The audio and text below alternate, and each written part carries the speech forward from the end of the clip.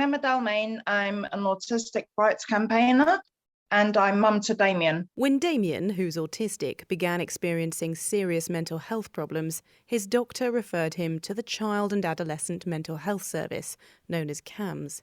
Emma said she expected they'd turn him down. I said to her they would not see him because I know that they refuse autistic kids. And she said, oh, no, they'll definitely see him. And they didn't. The letter from CAMHS mentioned Damien's autism diagnosis and suggested he get help from other services.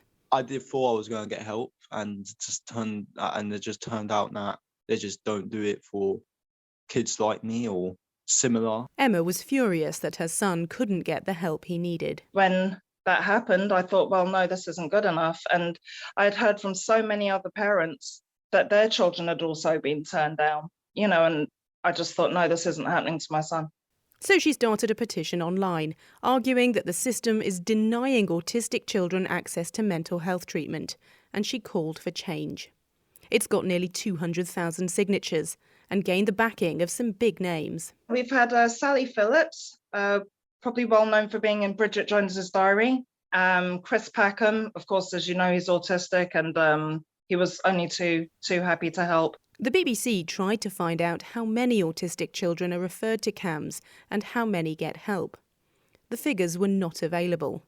But we did ask all the CAMHS services in England if they had a policy on autism. Of the 34 that responded, only 8 said they did.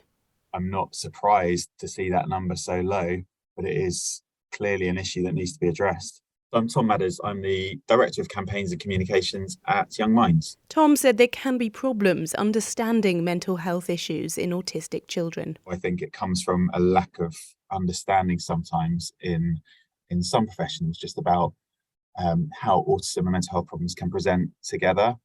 And you get what's called diagnostic overshadowing. So this idea that an autistic person might be experiencing anxiety, but how it shows up to someone who, I guess, might just see it as part of the autism rather than something different.